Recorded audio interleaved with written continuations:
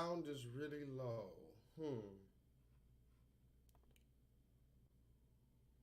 Can y'all hear me today? I need to get straight into the particulars. I need to make sure y'all hear me though. Can y'all hear me? Hello, hello. Hold on, what's up with this shit?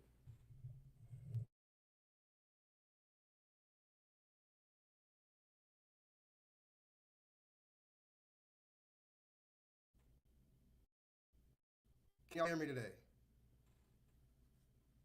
I need to make sure y'all can hear me. Put a 7 in the chat if I'm loud and clear.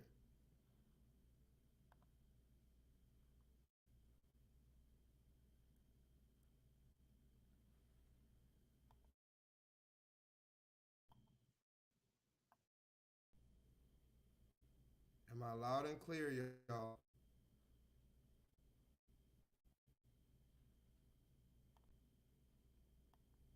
I'll turn the mic up if I need to. Okay. Clyde says he can hear me. And can y'all see me? Is my internet all right and decent? Because we're getting straight into this thing. By the way, we have a very special guest today, so I have no time to waste on the particulars. Thank you guys for joining me today. My name is J-LEETHAL. I will be your host today. We have a very, very, very special class. Let's go on and get that out of the way. And I do want to say that I have a guest today, and I want to give her the most respect. So we're gonna get straight into it without further ado. Now, if blessings to everybody in the chat, by the way. We will be having a Talk Your Ish Tuesday after this, so stay tuned. But we have something very special that I wanted to bring for you today. And if at any point throughout the stream, Cha Cha, KJ, Bob, Clyde, everybody in the chat, if for whatever reason you can't hear me throughout the chat tonight, please put the number 1 in the chat. If I get too choppy, or if you can't hear me or see me, put the number 1 in the chat. Now, I believe it was about almost 2 years ago now, if not more than 2 years ago now. Time just goes by so fast at this point. I'm not 100% sure what time frame this happened, but there was a period of time where I posted a video on my Instagram channel. Now, a lot of people who follow my Instagram channel, actually, I'm very, very times scared to show people my Instagram because, especially people in my real life, they say, hey, what's your Instagram or something? I'm like, oh God, I don't really want to show you my Instagram, right? So sometimes I show people my Instagram and I tell them, hey, before you go on my Instagram, you just got to know my Instagram is really crazy. It's an expression of how I'm feeling inside, this, that, and the third, right? And so there was an Instagram. I post a lot of insane stuff on my Instagram. So there was a message on Instagram, or rather say a video on Instagram that I recently posted.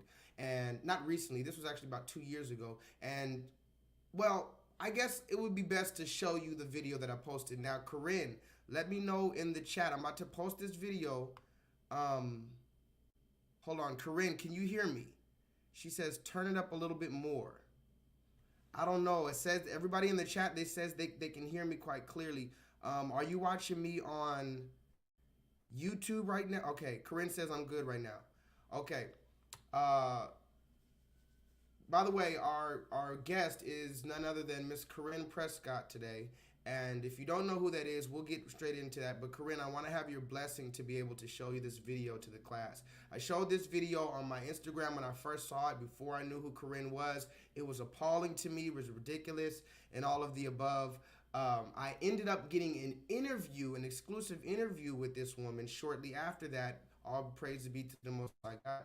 But I want to show this video to you guys who didn't see the first video. And if you didn't know, I deleted a lot of my videos recently. I'm going to post them back up in the chat. I'm going to post them back up on the channel soon.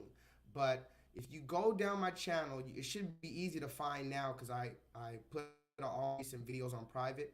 So if you go back to my channel, you'll see a video called Victory. No, it was called Justice for All. That was the name. Justice for All with Keren Prescott. Go watch that that exclusive interview. This was when I introduced this video, but just so that we're all clear, I want to show you guys the video in question. This was, I want to say 2020, Keren, right? This was 20, was it 2020 or 2021? Time just moves past. Anyway, let's look at this and let's move forward.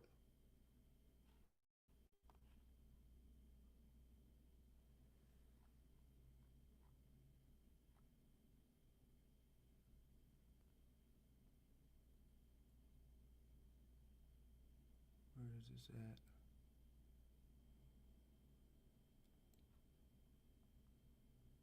Some of y'all who follow me on Instagram, you remember this, but let's watch this real quick. That is one protester spitting on another in a clash of causes in front of the Capitol building.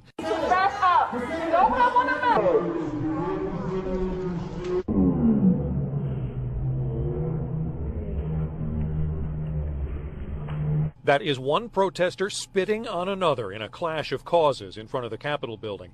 What kind of shit is that? Out of pocket for that shit. Way out of pocket. What do you gain from that? All right, so that was the video, and I'm going to get straight into it because this is an unprecedented exclusive interview. We were able to sustain an interview with the black activist who that happened to. Okay, guys, you see? What did I tell you? Journalism. What did I tell you last night about journalism? This is how long I've been on this story, and let me see the private. It said 2021. And said this happened in 2021.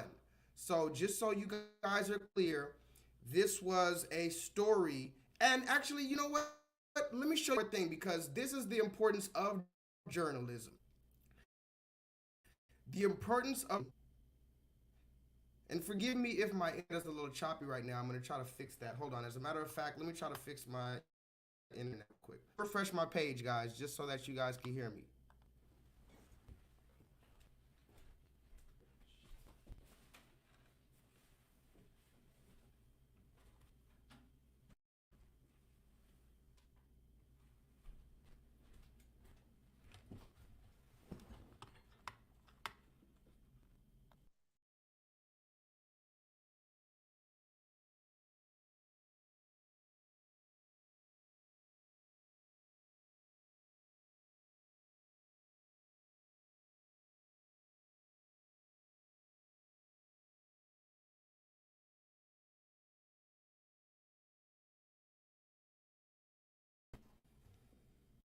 Oh, what happened? Hello? Can y'all hear me? Okay. Just so you know, that was in 2021, the video where the woman did that to our sister. Now, I got an exclusive interview with her, and just so that we're clear, I want to play this one more video from that exclusive interview just to get you up to speed about what happened that particular day. Because this was a very, very deep story, y'all. Keren, I'm about to bring you on after this video. Okay, immediately now, I'm going to tell you real quick the history of how I found out about this. I saw it online. I made my little video. I posted it on Instagram. And then I found out who the woman was, and I followed what I thought was her page. Turns out she has, I believe, her activism page and her personal page. I was following her activism page since that happened, okay? And about, I think it was maybe 4 days ago, it turns out that the verdict came out. Okay, now we're gonna run through these quick receipts, and then we're gonna bring our guests on right now. I want y'all to understand exactly what that was. Okay, let's look at this real quick. Keren, I'm about to bring you on in literally 5 minutes. Okay, so a recent incident, listen to this, guys, a recent incident at the Capitol, at the state Capitol, in which a red woman allegedly spat on a black protester has become a rallying point for activists and officials questioning the adequacy of a police response the protester called nonchalant. Okay? Prescott, who is our guest today, is a Manchester resident who founded Power Up CT, an organization that seeks to amplify voices within the marginalized communities cultivate spaces that drive healthy promotion and civic engagement among constituents, and advocate for social, legislative, and meaningful change for the oppressed, according to the website for its Manchester branch. Okay? Let's read a little bit more. She went to Hartford with a friend Wednesday to urge the state government to declare racism a public health crisis. Most of the demonstrators in the state capitol that day came for different reasons. So she was there on January 6th, when we know, everybody here, we've talked about January 6th over and over. Does anybody know what January 6th was? Do y'all remember January 6th and why that's an important day for us to remember? So she was out there on January 6th when this happened, right? Let's read a little bit more. Okay. Police ultimately issued the woman identified as 44-year-old New Fairfield resident Yulia Gilstein. Remember that name, guys. Can somebody put that in the chat? Yulia Gilstein. We need to make this woman famous. Okay? Police ultimately issued the woman that spit on our sister, who was identified as a 44-year-old New Fairfield resident, Yulia Gilstein, as summons for breach of peace. They are looking to press further charges, according to Officer Scott Driscoll, spokesman for the department, who said he was told officers immediately took action, quote unquote, when they learned what happened to Prescott by investigating the matter. Okay? Let's see these last little ones. In her Facebook Live video, Prescott made her feelings clear. If I was a white woman, they would have arrested her. Prescott said Gilstein only became agitated after Prescott began yelling Black Lives Matter. A back and forth between Prescott and a woman whose face is not visible can be heard in the Facebook video. After the woman, whom Prescott identified as the person who spat on her, told her to talk about black on black crime. Can somebody put that in the chat? The red woman who spit on our sister said, "Why don't you talk about black on black crime?"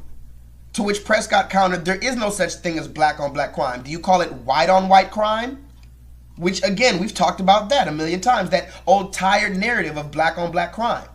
Ionis Caldoid's glitched on. Now listen to this, guys. This is where it gets really, really, really interesting. Ionis Kaliotis, Glitchkin's attorney, said his client was extremely apologetic, remorseful, and upset with herself. Now remember, this is a woman who spat on another person with a baby strapped to her chest in the midst of a pandemic, when the pandemic supposedly was just kicking off. But her attorney says his client was extremely apologetic, remorseful, and upset with herself. Listen to this. This is what the attorneys of that red woman said.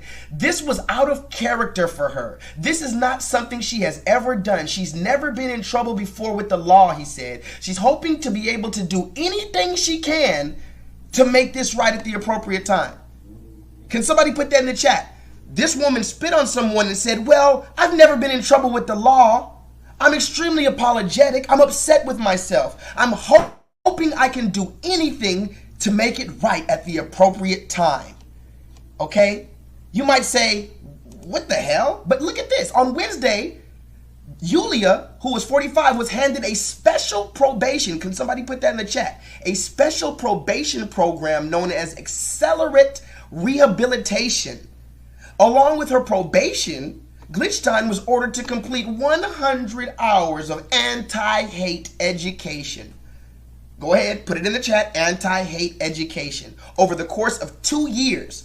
So she has 2 years to complete 100 hours of so-called anti-hate education, okay?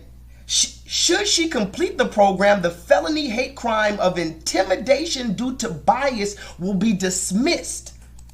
Okay, and this is the last one. This is the last one. But the hate crime charge may not hold up after a judge granted special probation this week. The Wednesday ruling from Hartford Superior Court for Gilstein to enter accelerated rehabilitation, a pretrial diversionary program for first-time offenders in Connecticut. She was also ordered to complete 100 hours for the next 2 years. The judge ruled that the hate crime and all of the woman's charges will be dismissed if she completes the special probation program. which, by the way, is again over a 2-year period. So I'm gonna bring on our guest right now, but I need you guys to understand. This woman was granted a special probation to where she just has to fill out, do a few courses over a course of 2 years, and all of her charges will be dropped because she's a first-time offender. Okay, now with that being said, I'm gonna add our guest to the chat. Our guest to the chat. Okay, now we have our special guest with me. If y'all can hear me, please put a 7 in the chat. Let me do this like this. There we go. We have a 7 in the chat. Sorry about that. Hopefully my internet acts right. Keren, how are you today? I'm okay. I've had better days. Okay, let me fit this microphone real quick so that you don't have an echo. Okay. Can you hear? Yes. Okay. If for whatever reason I'm choppy, just let me know. So you said you're doing okay. You've had better days. We just did a recap for my people in the chat. Everybody say hello to Keren. We remember her from our first conversation. So this is a follow-up conversation. I saw that there was the reason why we're having a follow-up conversation is because I saw that on Instagram. I saw on one of the pages that I follow. It might have been your page, or I think I even saw on another page that activist is awarded a something you were awarded, or some judgment was made that we don't know about. So I wanted to give you the floor to explain to us everything that has transpired since the last time we spoke. And as just so we're clear, the last time we spoke, the woman who spit on you, she was given a probationary period where she had to do management and hate courses over the period of 2 years. And we felt like it was just completely ridiculous. There was no justice there.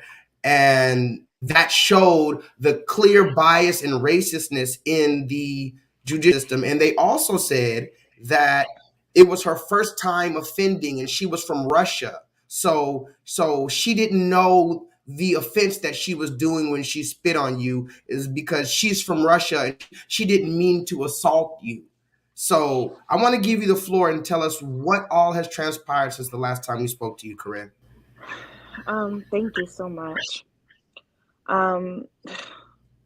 Well, once all this happened, so that was 2 years ago. It actually took place on my 40th birthday. And it was, well, the criminal hearing took place on my 40th birthday. And that's when the judge felt as though I didn't have any physical damages, and I tried to explain to the judge that I'm immunocompromised. I have multiple sclerosis. I explained to the judge that after, and the stress of that caused me to have a flare up. I ended up in a hospital getting a steroid transfusion or steroid infusion for a week to bring down the inflammation in my brain and spine from the stress. I explained to the judge that I got shingles in my scalp. I still actually have the 2 lumps in my head where I got the shingles and lost hair. If none of you have ever had shingles, it is extremely painful. After that happened as a result of the stress, maybe about a week after she spit on me. And so I tried to explain that to the judge, but the judge was still like, this is a first time offense. This judge actually came up with what's called this program, accelerated rehabilitation for crimes like these, to keep people from going to jail. And so she wanted this woman to take part in this program that this judge is the creator of, which meant that she had to do like 1 hour a week of some sort of anti-hate class or something like that, 1 hour a week for 2 years. So on my birthday this year, we will see if she completed all of her classes. And so from that point, she fired her criminal attorney. Originally, my attorney and I both agreed we did not want to do a civil suit because we knew how much it was going to require, and I just did not have it in me to do that. But after we saw what this judge did, that's how we ended up doing a civil suit, because my attorney was like, nah, like, fuck that. Like, she needs to be held accountable. So she got a new lawyer, and I want to say it was okay. She got a new lawyer, and this around December, January last year, we were negotiating, and her lawyer reached out to my lawyer and said, hey, we're willing to make a donation to any nonprofit of your choice. First they wanted to settle for like $7,500, and my lawyer was like, absolutely not. I said, absolutely not. And then they were going to make a donation. And so, hey, I said, hey, I have a nonprofit. We have an after-school program, free after-school program, free summer program for low-income Black and brown youth. And they were like, no, we were thinking about donating to like the ACLU, the NAACP. And I'm like, no, you said of my choice. So then she ended up firing that lawyer. And then she got a new lawyer. We had a few hearings over the spring, the summer, and the fall.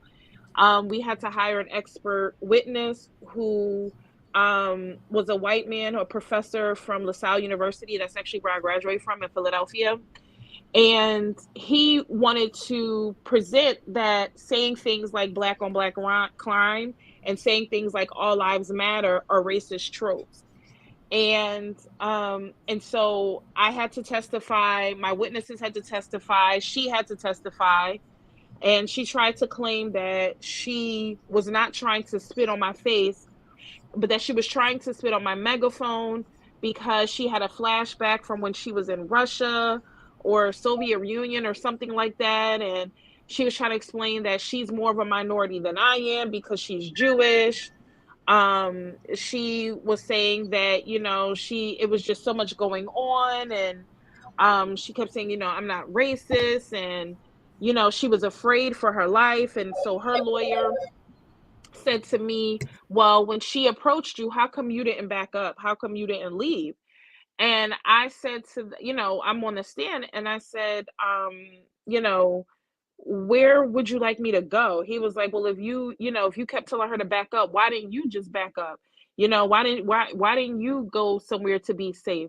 And I said, I'm a Black woman who lives in Connecticut, who lives in America. I can't escape white people. There's nowhere in this state or this country that I can go to escape white people. I said, where do you want me to go? Back to Africa? And her lawyer just looked at me and just basically was like, okay, I rest your honor. And so that was in October. So from that point up until now, the judge had been looking over all the documents. And it was about maybe 2 weeks ago, my lawyer contacted me and said that the judge ruled in my favor and said that this woman did this based basically off of racism. And the judge awarded me $295,000. It's called a prejudgment remedy. And what that basically means is that should we go to trial, this case is at the minimum worth $295,000 plus attorney's fees. So that is absolutely great news. I have now changed case law here in Connecticut. This sets a precedent. So that's groundbreaking. That's historical. And so now we do the work of actually collecting the money. I can't really get into details about what my lawyer has done to protect or not protect. I'll put it like this. My lawyer has done some work to ensure that certain things can't be done to kind of keep me from. I'll just put it like this. I just want to be careful because this is still an ongoing case. I have a really good lawyer. Yeah, I'll put it definitely like this. don't fumble the bag. You know what I'm saying? Don't fumble the Yeah, bag. yeah, Just try to tell us what. yeah. Okay, let's do this. Oh, Let's start it but I over. can say this. I can say this. She did appeal it 10 days ago. So she had up until yesterday, her lawyer had up until yesterday to submit her grounds for appeal, because we don't know her grounds for appeal. They may be appealing the expert witness, but her lawyer did appeal the decision, and so hopefully by the end of this week or beginning of next week, I'll know what that means. And in the event that the judge doesn't throw her appeal out, we're probably looking at another year to 2 years, and more than likely we will be going to an actual trial. Okay, so and this is on the civil case, right? Yes. The criminal case, that will pick back up after July 21st, because that will be the 2-year anniversary. So that would have been that would have meant that she now has to go back to court and show that she went to all of her anti-hate classes. If she did complete all of her anti-hate classes, then all of her charges will be dropped, including the hate crime charge, the assault, she had a baby, like in a little baby carrier thing strapped to her son, her daughter, I don't know, a child. She had a child. They had child endangerment charges, or some sort of reckless in child charges or whatever. All of the charges that she was charged with will be dropped if she completed all her classes. Wow, that is And insane. That yeah, is and I insane. think that Go ahead.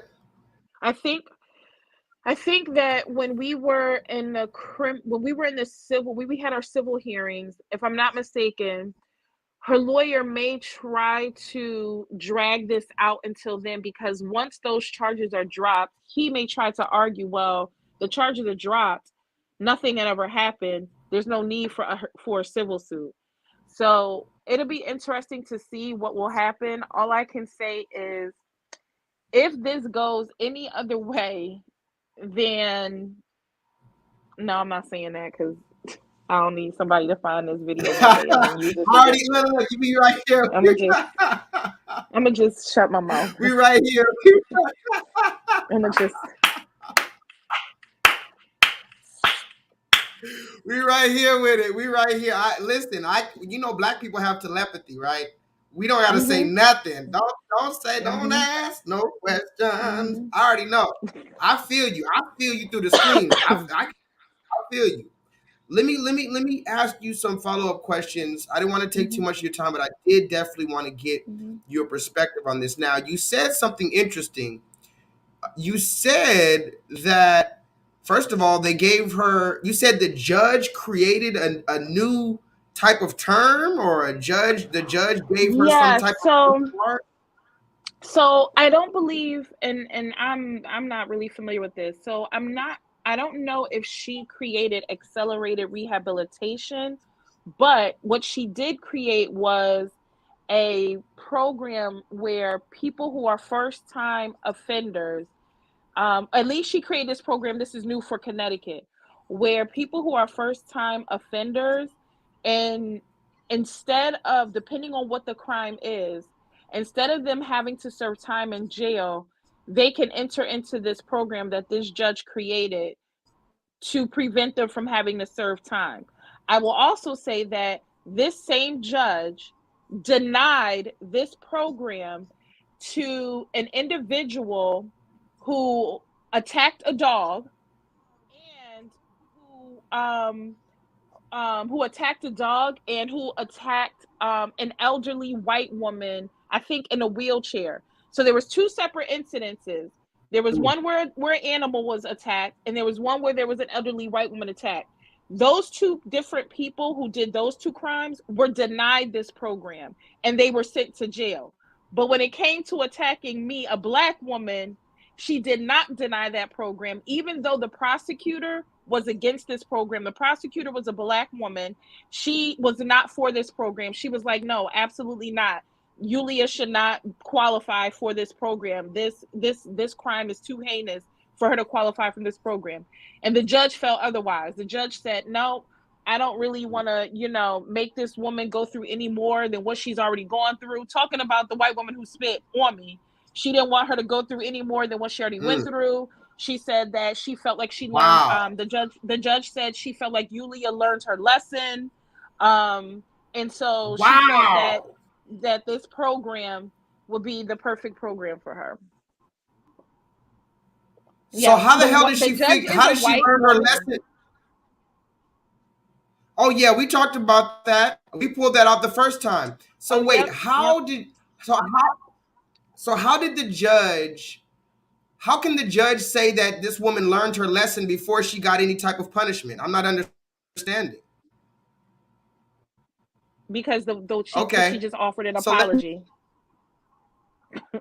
oh, she offered an apology, and that's all black people are supposed to get is an apology.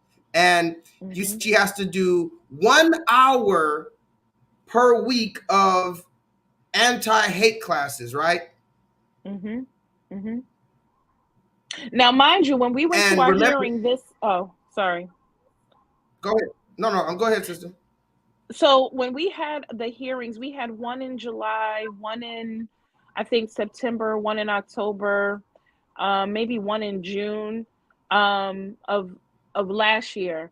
So now she's saying that the woman learned her lesson. So by the time we got to our hearings this spring, or that last summer and fall, she had already completed a bunch of classes.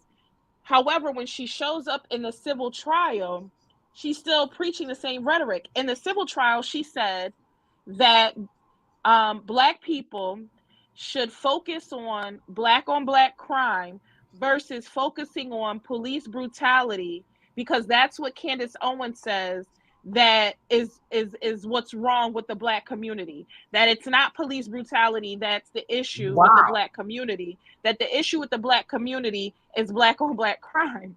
And so I just Wait, remember. Yep, wait. You're yep. telling me that you're telling me that this red woman spit on you in a racist attack. She used Candace Owens talking points, Yes, yes. and the And judge, and what that's what gave the judge. Yep. Go ahead. Oh, hold Yep. on, hold And on. Candace Let me Owens is take. This from is another. Connecticut. Oh, let me take this off the screen. Hold on. I had a picture from last stream. Hold on. I had this Okay. picture from last stream. Let me try. I'm trying to pull up this picture. So you said Candace Owens is from Connecticut. Yes. Wow. Wait, guys. I need you guys to hear this because there's too much going on right now. First of all, and did you also say that she said she? Wait, did you wait? Because I'm hoping I'm not going crazy. Did you tell me that she said she's Jewish and Jewish people are more oppressed than black people? Did she say that? Well, she said that she's more of a minority than I am. And Wow. she So said wait, and she Jewish. said that Jewish people are always were being attacked. And so, she didn't necessarily say in those words that she is more oppressed, but to me that's kind of the feeling that I That's what got, she's that she pulling. was trying to that. Yeah. Yeah, she's doing the victim Olympics, and it's Yep. going to the same. Now, let me just say something, Corinne. How do you feel about the fact that and over here we talk about it a lot? And forgive me if my internet is choppy. I'm all right for now, at least, right? Hmm. Hmm. Okay. How do you feel about? We talk about it a lot over here in this channel. How the Asian community, especially since your attack and everything like that, the Asian community actually got a hate crime bill passed in their favor. The anti-Asian hate crime bill is what it's referred to as, and they've received millions of dollars in funding and special hate crimes task forces. If you look up that, there's a thing called the anti, or forgive me, it's called the Asian Hate Crimes Task Force out there in New York City. I talked about it, how they created an entire task force in the New York Police Department to cater to the Asian community. So when we talk about the Asian community, we talk about things like the Jewish community. It's funny how they are getting protection and sanctions and all type of laws passed in their favor. But when it's black people, it's just get over it, forgive everybody. Oh, they didn't mean any harm. Hmm. Don't Hmm. are we seeing that? And so I think it's very Hmm. telling that this woman said that she's Jewish, because I don't even want to get down that rabbit hole. That's a whole nother rabbit hole, Keren, the Jewish thing. She said, I'm Jewish and therefore I'm more of a minority. Do you see how they're using this word as a trick bag? I'm more of a minority because that's a code word. If you say I'm a minority, that's like, oh, woe is them. And minorities are usually reserved for Black people. So when you say I'm a minority and you're using that against another Black person, that's completely out of line. So I just think, Keren, so you're saying, now let's move forward, guys, because I just want everybody to see this is what I say when I say I'm a runaway slave. Why would I go to now? I respect Keren for going to court and handling it like this because this is the best way to handle it. But what kind of incident does it set, and what type of message does it send to the rest of Black people when? Hold on, I don't know if Keren is still here. She blacked out. Okay, what type of message does it send to Black people when a person like Keren, who is spit on, it's not like, this is the thing, Keren, and I'm gonna let you go on. It's not like you didn't get spit on camera. We have the footage of you getting spit on, and she ran away from you. And then you said, oh, did you tell me that she literally admitted from her mouth, oh, I didn't mean to spit on her. I meant to spit on the microphone because I'm from Russia. And what she was saying activated my post-traumatic stress disorder being from Russia. Is that what she said? Yeah, she also said that she didn't like that my voice was overpowering her and her message. And she didn't understand why I came there and didn't, join their message and use my voice for their message. And she said that my megaphone was projecting my message louder than hers, and it was making her upset. Hold on. Because this is okay. Let me ask you something. What do any of the males in your family have to say about this whole debacle? Do you have any like close male relatives that have an opinion on this? They are angry as hell.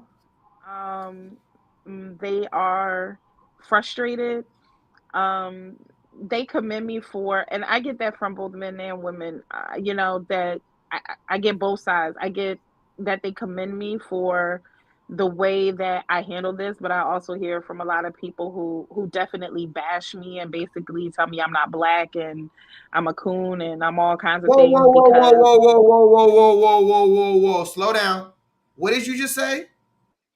I said I hear a lot from the Black community that I'm not Black and I'm an embarrassment, I'm a coon, and all kinds of things simply because I didn't dog walk her. And what I try to explain to people is that was a major protest, and I was outnumbered and I was outgunned.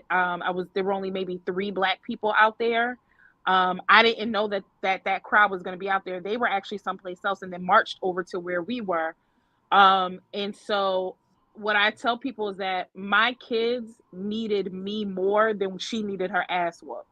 So I was coming home. I was coming home. But as far as the men, like my dad and my brother and my partner, they all definitely are angry and frustrated. They're definitely supportive and they try their best to be strong, but I could tell that they feel a sense of like helpless, like when they see me have my hard days dealing with this. They understand why I am so, I don't want to necessarily say I don't want to say I'm anti-white, only because who knows where this recording could go. And this case is still open. But I will say that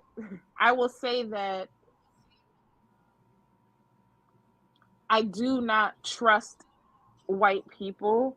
And I will say that I have a hard time, my children as well, have a hard time being in spaces where there are a lot of white people, especially happy white people enjoying themselves, because we just look like you don't have a like you've done enough you've done enough oppressing. How dare you continue to live your life and have joy and peace and happiness and prosperity at the hands of my people. And so it's a struggle every day it's a struggle every day. But the people who are close to me and love me and care about me, they try to just show up for me the best they can. I'm not able to see I'm not able to see the world in any other way other than black and white. To me, everything is about race. You cannot get away from it. You cannot you cannot separate from it. We didn't create that energy, but we definitely have to deal with it. And so for me, I for trying to turn a blind eye or trying to explain away and be like, oh no, that wasn't racist. No, 9 times out of 10, if you feel like it was racist, that shit was racist as fuck then. If you feel like there was some bigotry or prejudice or you were discriminated against, if that's what you feel in your gut never lies, you know? So yeah. But they're supportive. They're supportive. They support me the best way that they can. I will say now when I go to I want to go back. I do have security now. When I do go to protests and when I do, there's only one small group of white people that I do feel comfortable with, and I feel comfortable with them only because they respect and understand the fact that I am hesitant and trusting them, and they understand that, and they are always willing to do whatever it takes to make sure that I feel comfortable. But I do get support and security from the John Brown Gun Club when I go to protest. They do provide security for my children. If I needed, there was a time when I needed security outside of my home. I reached out to them, and the new area, Young Lords as well. And I actually just have met up with folks who have joined the new Rainbow Coalition. And so there are some white folks that I am feeling a little bit more comfortable around. Okay. I want to ask you two last things. Now, first one is statement. Any black person, I need y'all to know in the chat. Black people in the chat, tell me in the chat how you can still like that and say that this woman is a coon. I want to know, because again, we've had a lot of conversations in the black sphere about being traders and being house. I talk about that a lot. A house nigga, the field nigga, the runaway nigga. But the problem is, and I tell my black people a lot of times, when we cast everybody out and we don't give a person a chance to be realistic. There's a time I've been called a coon because I played the video. I was being followed around the store, Keren. People were following me around the store. The Asian person was following me around the store, and I filmed it, and I was very respectful, and I told them to please stop following me around the store. And I was called a coon because I still bought from that store, because I bought that day. I never went back, but just because I ended up buying the little Fiji water or whatever from the store, I'm a coon. And so I think it's highly irresponsible and ridiculous, and just outright ridiculous, to see a video where you got spit on and then you chased her. And I'm gonna play this video one more time before we leave for anybody who didn't see it. But I want everybody, just for the purposes of clarification. Keren was out here at a protest in 2020, 2021, when a lot of niggas was in the house scared. She was out there on the front lines. This red woman spit on her with her, ran off, and and the police did nothing. And then you told me when she ran off that people started surrounding her, right? Like some white To people started protect her. to protect her. So technically, even if you wanted to beat this woman's ass, even if you couldn't have done it because they were in front of you, right?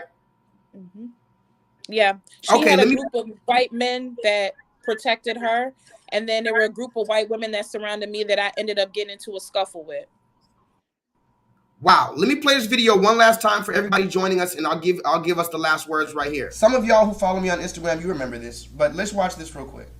Back up. Don't come on a mess. That is one protester spitting on another in a clash of causes in front of the Capitol building. Back up. Don't come on a mess.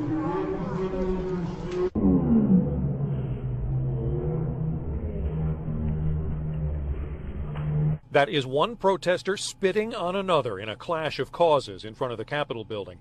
What kind of shit is that? Out of pocket for that shit. Way out of pocket. What do you gain from that?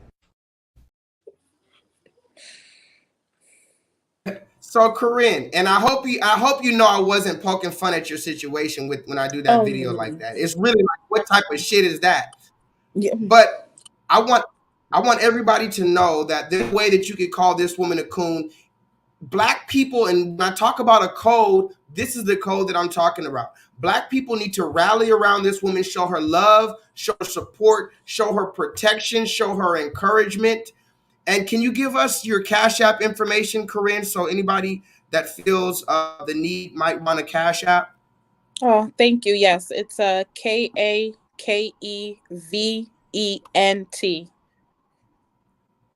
One second. Thank you. No problem at all. Cash App. I know it's $, right? Mm-hmm. KAKE. Mm-hmm. VENT. KAKEVENT. Mm-hmm. Okay, y'all. I want y'all to any donations that you were gonna send me tonight or anything like that. I want y'all to Cash App $KAKEEVNT, just to show her love and support, just to show her that there are Black people out here that's with you. And I want to let you know, Keren, that a Black man such as myself, I talk a lot of shit about Black people, Black women, and all this shit is correct. But I guarantee you, Keren, if I was there with you, this is not gassing you up. If I was there with you, and that would have happened, and then some white men I would have let you dog walk her ass. But if the white men would have jumped in front, they would have had to catch the fade with me. All three of them, they would have had to catch the fade with me. And just because I'm wearing it, look, I went and bought a blazer for you, Keren. The people in my chat, they're like, "Who is this nigga? I don't even dress like this. I never dress like this. I would dress like this at a funeral. I came here for you."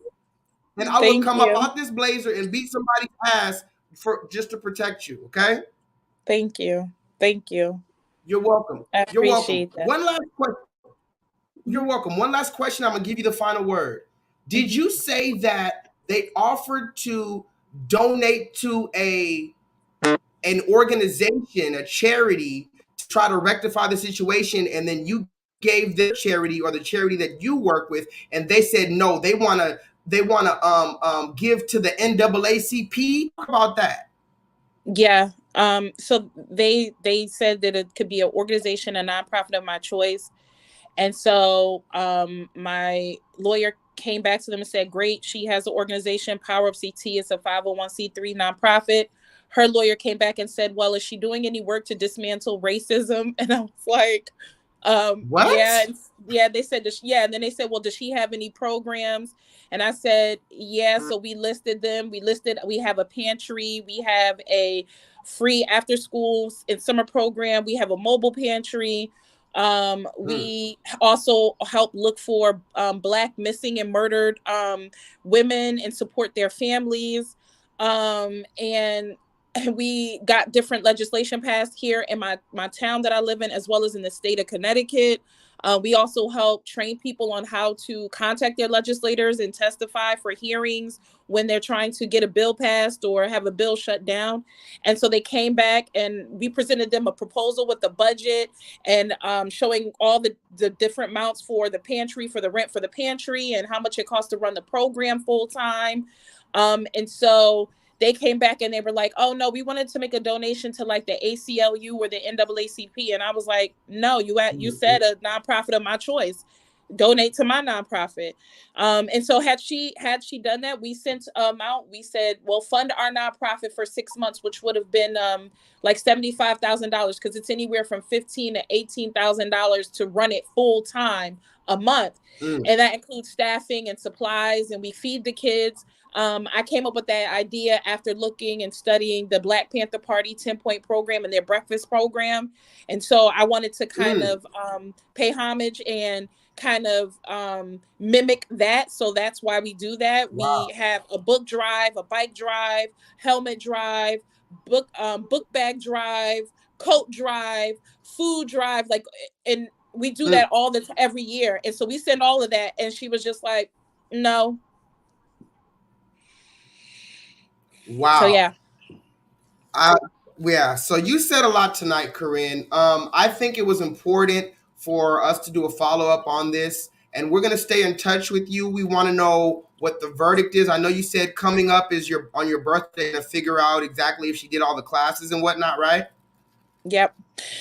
Yeah, so July 21st, 2023, I think we go back to court on that day, my birthday again. And she, at that time, will find out if she completed all of her classes. And if she did complete her classes, then all her charges will be dropped. And so we will figure out what happens from there. So there'll be another follow-up, is what I'm saying. Yes, there will be a follow-up. We are going to stay on track with you. And we want to be the first in line to figure out what goes on with you. I want you to know that you are a hero. You're a revolutionary. You're a leader. You are an activist. And you're going to be down in the history books, because, the people who are written in the history books, they don't know that they're going to be in the history books. It's all happening so fast. And then later, when you get your victory and everybody's able to attest to it, that's what makes the testimony real. So I never want you to give up hope, even though this judicial system is full of shit. Forgive my language. I do believe that the Most High is real, and I do believe that you will be given justice. You will be granted a seat at the table to feast in front of all your enemies, and I'm gonna be there clapping for you. Everybody here will be clapping for you when you get that victory. Okay? Yes. Thank you. Thank you. You're welcome. You're welcome. Can you give us where we can? Of course. Come on, girl. You know that. You come on. Give us your Instagram, or where we can find you, a website or anything like, I got your Cash App here, but anywhere we can contact you moving forward. Yeah, so my Instagram is it KA_? It's KA_Keren_Alexis. That's also what I'm on.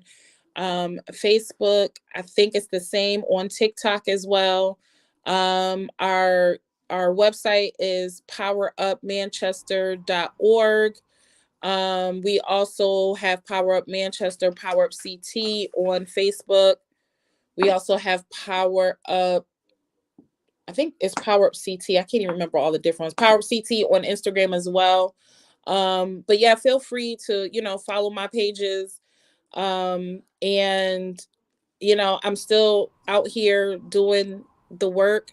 Our pantry and our after school program is in jeopardy of closing, because I have done all I can do to raise money and grants, and it's a lot. And so I have been hounding my town for the last year to give up some of that ARPA money that all these different states got as a result of COVID. And so I did hear back from one of our board of directors for our town today that they have put aside some money to keep our after school program. So hopefully that's just not words. Hopefully they definitely come through, because these kids definitely need this program. They look forward to it every week. So only thing I can say really is we have to understand that we haven't seen the worst of humanity yet. And Mm.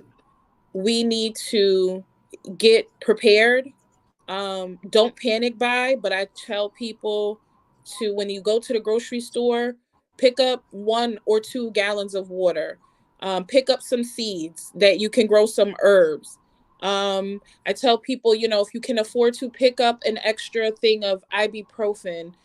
Just little things like Mm. that, because if you're not paying attention to the news, it's quite possible that the US dollar can go down, which means that we'll go into hyperinflation. There's a lot of laws being Mm. passed. The Florida NAACP just put out a travel ban saying Black people should not travel to Florida. We have elected officials, we have governors removing people from elected positions in Texas and in Tennessee and in Florida. So pretty soon they are in Mississippi, they're creating these Jim Crow type laws. So they are moving in a way where they're saying, we know Black people vote. So we're doing what we can do to make sure that your vote don't mean shit. So you can vote all you want, but they are now Mm. playing chess. And all along we've been playing checkers. And if you don't Mm. believe in guns, I understand that, but Black people, please go get your permit. If you're not comfortable with buying a gun, that's fine, but at least go and learn how to properly handle, clean, and shoot a gun. Take a stop the bleed class. And I'm not saying that to scare people. I'm saying it to equip them, because the closer we get to this next presidential election, you remember what happened with the 2020 Trump election and how bad things got. We ain't seen nothing yet. January 6th insurrection, that was a trial run. It wasn't supposed to be a full coup. They weren't supposed to fully. They just needed to show that they can get in the building and do what they wanted to do. So I say all Mm. that to say that, my people, I know we deserve rest. I know that we deserve peace. I know that we deserve joy. But when you really think about it, we are not that far ahead. My parents are still alive and they remember when Dr. King was murdered. They remember Mm. when Emmett Till was murdered. So we're not that far ahead. And so our parents' generation kind of put down the torch. And so they wanted to provide better for us. And so we really didn't pick up the fight. But truth be told, we should have been still fighting. We should have been still boycotting, doing sit-ins, and we should have never had integration for real, for real. So I just want people to pay attention, um, get prepared, stay alert, get back to community, look out for each other, take care of the elderly, watch out for the women, protect the children, and stay connected. Stay connected, and stay alert. And most of all, stay woke. Thank you so much, Queen. I love you. I appreciate everything you came in and did. For everybody in the chat, put your favorite emoji for our sister Keren. I'm gonna cash app you tonight, sister. As a matter of fact, let me cash app you right now. Fuck that. Fuck that. Thank you so much. Let me see. I Let me appreciate y'all. see. No problem at all. Dollar sign KAKEVENT. And yes, you absolutely right. Yes, There we protect go. the men. It's not that I'm leaving the men out. And I should have said it, but to me, I have a son, I have 2 daughters. So, I'm in a relationship with a black man. I love black men. Absolutely.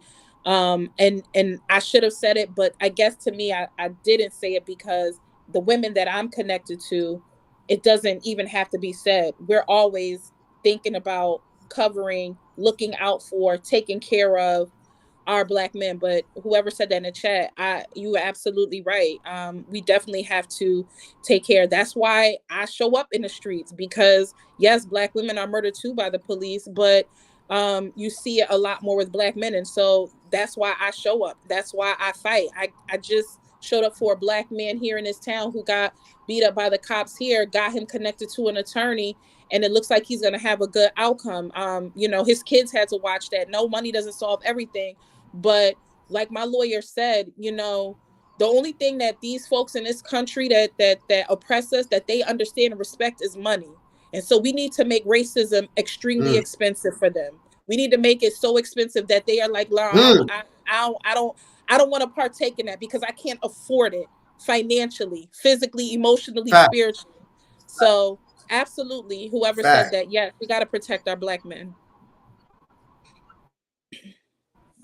Fact. All praises. Thank you so much, Keren. We gonna with you, and like I told you, keep your eye open for that blessing because it's already manifesting in front of you. Okay. Yes, thank you. Thank you. Have a good night, everyone. Good night. Blessings. Bye-bye.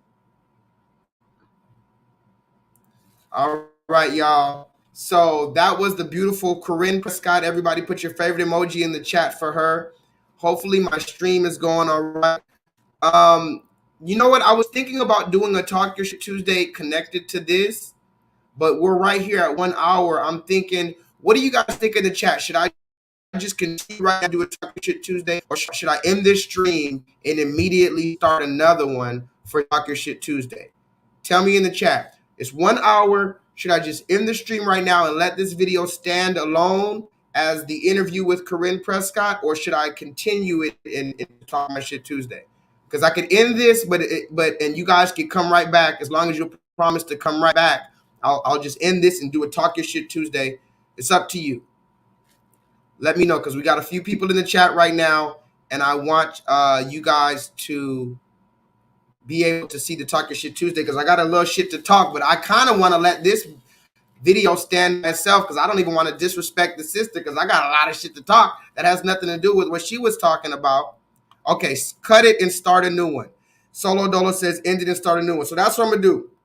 I'm going to end this video. I'm going to start a new one. The hardest working fucking runaway slave you know on YouTube, J-LEETHAL. And shout out to Keren Prescott, the beautiful Black woman. I want you guys to cover her, and I want you to pray for her mental health. I want you to pray that the Most High God speedily brings her justice. We want her to be brought to justice speedily. Speedily. And if I find out none of you Cash App this woman, I didn't say Cash App her $100. At least Cash App her a $1, $7. That's a Cash App. You have it. You have $7, and Cash App her $7 so she knows that it was coming from this channel. Let her know. Let her feel it. Okay.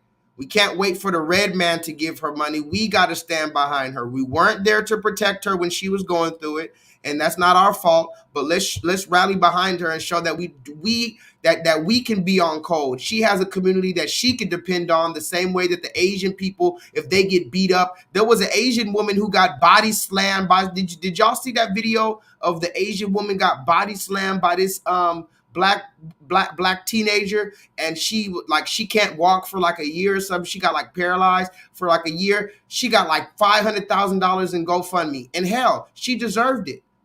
Hell, how about when George Zimmerman killed Trayvon Martin allegedly and sold the gun that he killed Trayvon Martin with? They rallied around him and bought that gun for him. When these police officers kill one of us, they start a GoFundMe and they can go sip pina coladas for the rest of their life. They can retire off of the GoFundMe money because their community encourages them. Their community supports them. And most of all, their community respects them and protects them. So we have to do the same for our community. All praise be to the Most High God. Thank you for joining me. I'm going to start another stream right after this. Hopefully you join me. And you already know what it is, man. Please vibrate higher.